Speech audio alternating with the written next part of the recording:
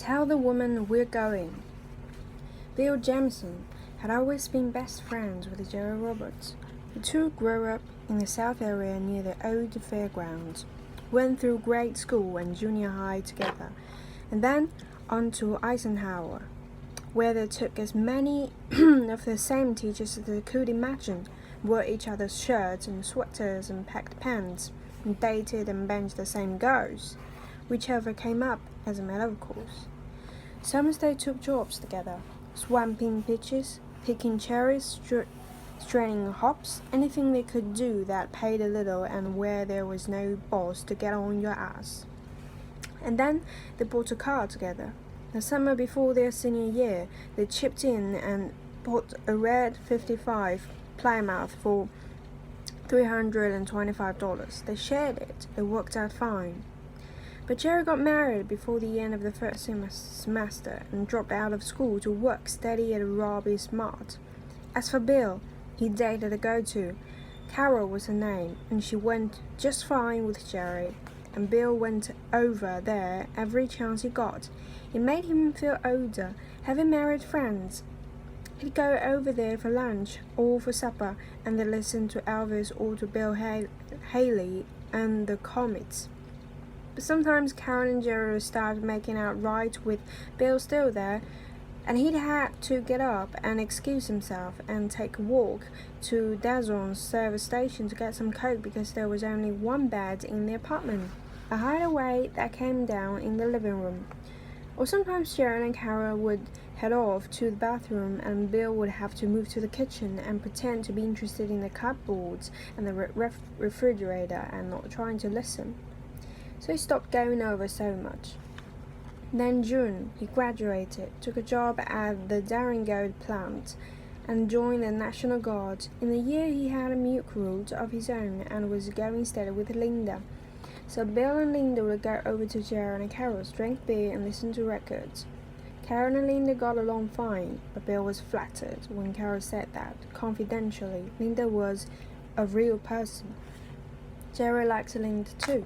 She's great, Jerry said. When Bill and Linda got married, Jerry was best man. The reception, of course, was at the Donnelly Hotel. Jerry and Bill cutting up together and linking arms and tossing off glasses of spikes and punch. But once in the middle of all this happiness, Bill looked at Jerry and thought how much older Jerry looked. A lot older than 22. But then Jerry was the happy father of 2 kids and had moved up to assistant manager at Robbie's, and Carol had one in the oven again. They saw each other every Saturday and Sunday, sometimes afternoon if it was a holiday. If the weather was good, they'd be over at Jerry's to barbecue hot dogs and turn the kids loose in the wading pool Jerry had got for next to nothing, like a lot of other things he got from the Mart. Jerry had a nice house. It was up on a hill overlooking the Natchez. There were other houses around, but not too close. Jerry was doing all right. When Bill and Linda and Jerry and Carol got together, it was always at Jerry's place, because Jerry had the barbecue and the records and too many kids to drag around. It was Sunday, at Jerry's place, the time it happened. The women were in the kitchen, straightening up. Jerry's girls were out in the yard throwing a plastic ball into the wading pool, yelling and splashing after it. Jerry and Bill were sitting in the reclining chairs on the patio, drinking beer and just relaxing. Bill was doing most of the talking, things about people they knew, about Dorigot, about the four-door Pontiac Catalina he was thinking of buying. Jerry was staring at the clothesline, or at the 68 Chevy hardtop that stood in the garbage. Bill was thinking how Joe was getting to be deep, the way he stared all the time and hardly did any talking at all. Bill moved his chair and lighted a cigarette. He said, "Anything wrong, man? I mean, you know." Joe finished his beer and then matched the can. He shrugged. "You know," he said. Bill nodded. Then Joe said, "How about a little run?" "Sounds good to me," Bill said. "I'll tell the women we're going." They took the Natchez River Highway out to Glebe. Jerry driving. The day was sunny and warm, and air blew through the car. Where we headed? Bill said. Let's shoot a few balls. Fine with me, Bill said. He felt a whole lot better just seeing Jerry brighten up. Guys got to get out, Jerry said. He looked at Bill. You know what I mean? Bill understood. He liked to get out with the guys from the plant for the Friday night bowling league. He liked to stop off twice a week after work to have a few beers with Jack Broderick. He knew a guy's got to get out. Still standing, Jerry said, as they put up onto the gravel in front of the rec center. They went inside, Bill holding the door for Jerry punching Bill lightly in the stomach as he went on by. Hey there, it was Riley. Hey, how are you boys keeping? It was Riley coming around from behind the counter, grinning. He was a heavy man. He had on a short-sleeved Hawaiian shirt that hung outside his jeans. Riley said, So, how you boys been keeping? Dry up and give us a couple of ollies, Jerry said, winking at Bill. So, how you been, Riley? Riley said, So how you boys doing? What have you been keeping yourselves? You boys getting any on this side, Jerry? The last time I seen you, your old lady was 6 months gone. Jerry stood a minute and blinked his eyes. So how about the ollies? Bill said. They took stools near the window. Jerry said, What kind of place is this, Riley, that you don't have any goes on a Sunday afternoon? Riley laughed. He said, I guess they're all in church praying for it. They each had 5 cans of beer and took 2 hours to play 3 racks of rotation and 2 racks of snooker. Riley sitting on a stool and talking and watching them play. Bill always looking at his watch and then looking at Jerry. Bill said, So what do you think, Jerry? What do you think? Bill said. Jerry drained his can, mashed it, then stood for a time turning the can in his head. Back on the highway, Jerry opened it up. Little jumps of 8, 5, and 90. They just passed an old pickup loaded with furniture, then he saw the 2 girls. Look at that, Jerry said, slowing. I could use some of that. Jerry drove another mile or so and then pulled off the road. Let's go back, Jerry said. Let's try it. Jesus, Bill said. I don't know. I could use some, Jerry said. Yeah, but I don't know. For Christ's sake, Jerry said. Bill glanced at his watch and then looked all around. He said, You do the talking, I'm rusty. Jerry hooted as he wiped the car around. He slowed when he came nearly even with the girls. He pulled a Chevy onto the shoulder across from them. The girls kept on going on their bicycles, but they looked at each other and laughed. The one on the inside was dark-haired, tall and willowy.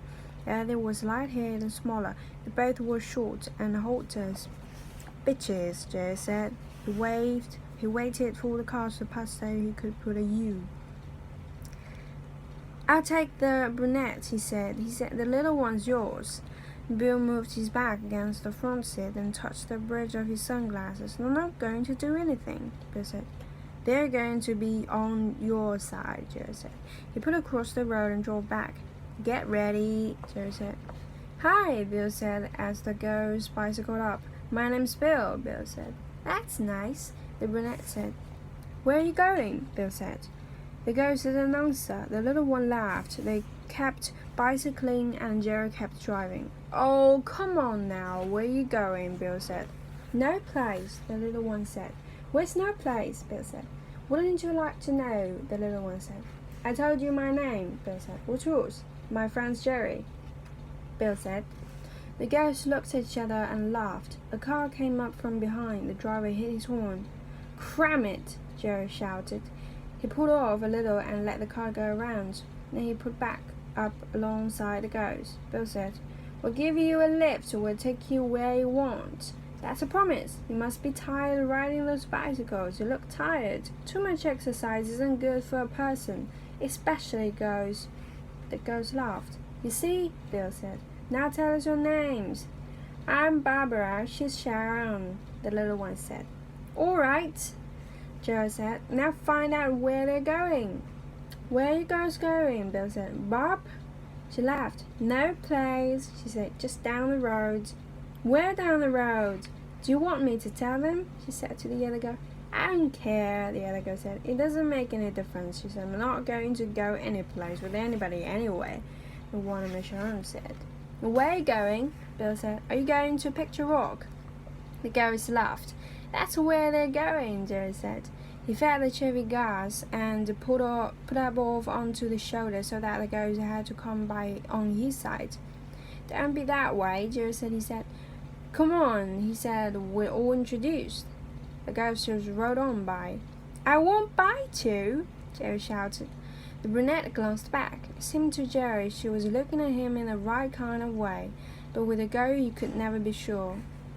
Jerry gunned back onto the highway, dirt and pebbles flying from under the tires. We'll be seeing you, Bill called as they went speeding by. It's in the bag, Jerry said. You see the look that cunt gave me? I don't know, Bill said. Maybe we should cut for home. We got it made, Jerry said. They put off the road and some trees. The highway forked here at Picture Rock, one road going on to Yakima, the other heading for Natchez. Enumclaw, the Chinook Pass, Seattle. 100 yards of the road was a high, sloping backmount of rock, part of low range of hills, honeycombed with footpaths and small caves, Indian sign painting here and there on the cave walls. The cliffside of the rock faced the highway, and all over it there were things like this. Natchez 67, Glade Wildcats, Jesus Saves Us, Beats Yakima, Repeat Now. They sat in the car smoking cigarettes. Mosquitoes came in and tried to get at their hands. Wish we had a beer now, Joe said. I sure could go for a beer, he said. Bill said, me too, and looked at his watch. When the girls came into view, Jerry and Bill got out of the car. They leaned against the fender in front. Remember, Jerry said, starting away from the car. The dark one's mine. You got the other one. The girls dropped their bicycles and started up one of the paths. They disappeared around a bend and then reappeared again.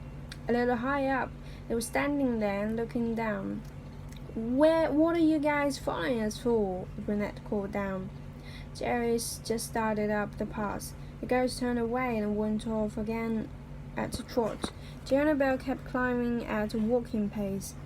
Bill was smoking a cigarette, stopping every so often to get a good drag. When the path turned, he looked back and caught a glimpse of the car. Move it, Jerry said. I'm coming, Bill said. They kept climbing, but then Bill had to catch his breath. He couldn't see the car now. He couldn't see the highway either. To his left and all the way down, he could see a strip of Natchez like a strip of aluminum foil. Jerry said, you go right and I'll go straight. We'll cut the cock teasers off. Bill nodded. He was too winded to speak. He went higher for a while, and then the path began to drop, turning toward the valley. He looked and saw the ghosts. He saw them crouched behind an outcrop. Maybe they were smiling. Bill took out a cigarette, but he could not get it lit. Then Jerry shut up. It did not matter after that.